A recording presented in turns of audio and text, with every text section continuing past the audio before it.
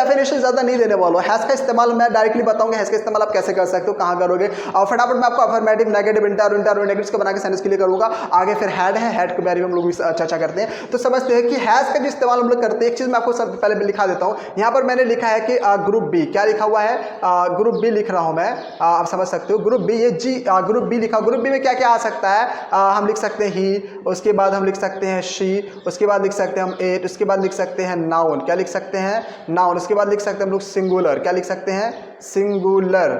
ठीक है, तो ये हमारा ग्रुप बी हो गया। क्या हो गया ये हमारा ग्रुप बी। ग्रुप बी क्या होता है मैं इसको समझा देता हूं। ग्रुप बी बहुत सिंपल से, मतलब एक मैंने जो मेरा जो ट्रिक है समझाने के लिए कि मतलब सिंगुलर ग्रुप को एक अलग ग्रुप बी में मैंने डिवाइड कर दिया है, और प्लूरल ग्रुप, प्लूरल जो सब्जेक्ट होता है वो हमारा ग्रुप ए में आ गया। सिंगुलर मतलब ग्रुप बी में, प्लूरल ग्रुप ए में। बस ये बहुत छोटा सा कॉन्सेप्ट होता है कि बच्चे समझ जाएंगे। इसको आप लोग रट लें, इसका याद कर लें, इसका आई थिंक मीनिंग आपको ऑलरेडी पता, मैं ऑलरेडी जो है पिछले वीडियो में जो सबसे फर्स्ट में group A group B explain कर चुका हूँ। तो अब समझते हैं कि ही का इस्तेमाल आप देखिए, ये सिंगुलर ग्रुप होता है, मतलब सिंगुलर ग्रुप समझ में आता है, सिंगुलर ग्रुप, हाँ सिंगुलर जो सब्जेक्ट होता है। इसके साथ हम लोग हैज का इस्तेमाल करने वाले, क्या इस्तेमाल करने वाले, हैज का। जिसम के ही हैज का इस्तेमाल करेंगे, ही हैज, उसके पास है, क्या है उसके पास, सिंपल ही है। जिस तरह हमने अभी हैव का रिसेंटली पढ़ा उसी तरह हमने हैज का भी हमें पढ़ना, ठीक है ना, कुछ भी चेंजेस नहीं होगा। बस फर्क इतना आ जाएगा कि इसके साथ इन सिंगुलर नाउन के सिंगुलर जो नाउन हमारा जो उनके साथ हम लोग हैज का इस्तेमाल करेंगे, दैट्स ऑल, हमारा सेम पैटर्न रहेगा। शी हैज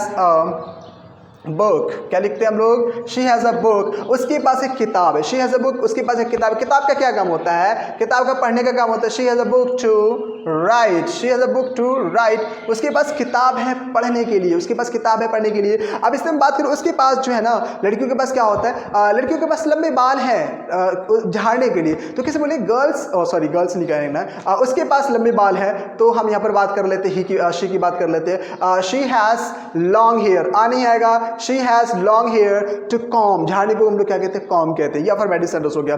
और इसी तरह जैसे हम कहेंगे, उसके बाद जैसे हम ही की बात कर लेते हैं, जो किसी मेल के लिए इस्तेमाल करते हैं, उसके पास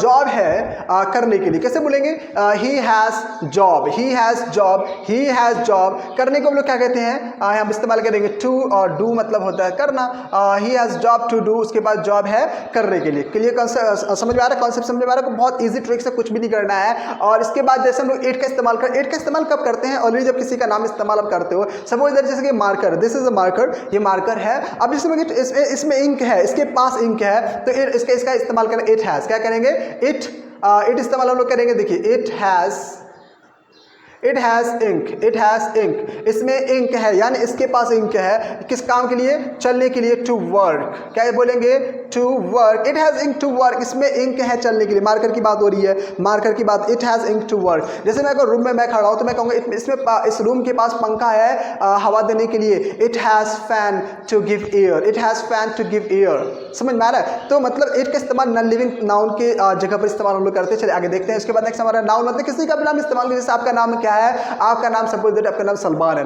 जैसे मैं कहूँगा सलमान के पास, सलमान हैज़, सलमान के पास क्या है, सलमान के पास एक किताब है पढ़ने के लिए, Salman has book to read, Salman has book to read. Singular में किसी एक सिंगुलर नाउन, जैसे एक लड़की के पास, एक लड़का का नाम ले लेते, एक लड़का का, अ बॉय हैज़, क्या बोलेंगे, अ बॉय, सिंगुलर हो गया, a boy has bike to ride, एक लड़का के पास बाइक है चलाने के लिए। समझ में आ रहा है, ये आपका अफर्मेटिव सेंटेंस आपका क्लियर हो गया। मैंने कहा कि मैं ज़्यादा समय नहीं लूँगा आपका, ऑलरेडी मैं आपको पहले बता चुका हूँ। आगे देखते हैं इसका नेगेटिव कैसे बनाना है, वो मैं आपको क्लियर करा देता हूँ।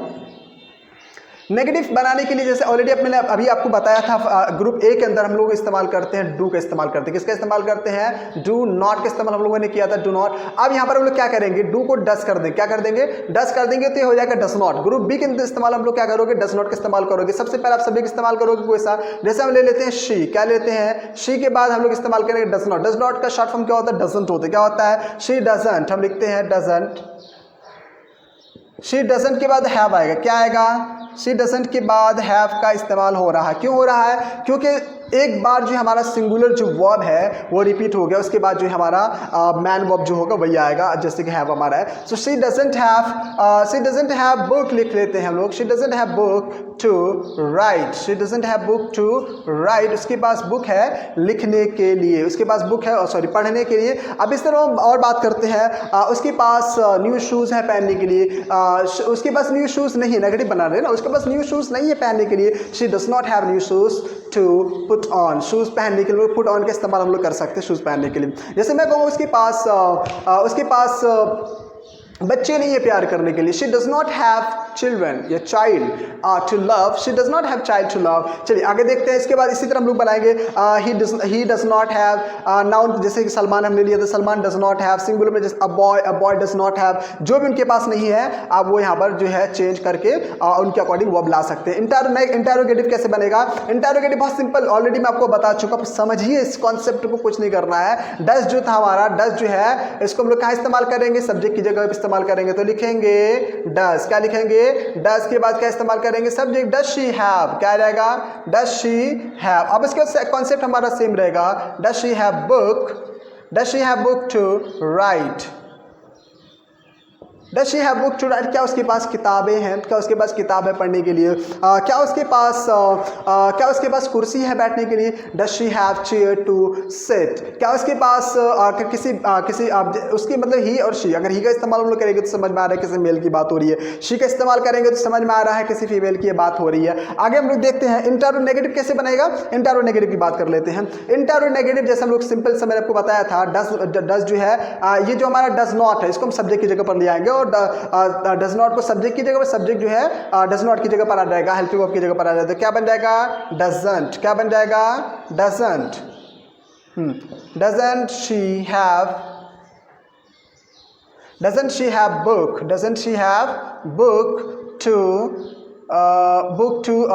Read, doesn't she have book to read. क्या उसके पास किताब नहीं है पढ़ने के लिए? Doesn't she have book to read. क्या उसके पास किताब नहीं है पढ़ने के लिए? क्या, हाँ, और सेंटेंस हम लोग बनाते हैं। क्या जैसे नाम ले लेते हैं किसी का, क्या सलमान के पास मोबाइल फ़ोन नहीं है चलाने के लिए? Doesn't Salman have mobile phone to use.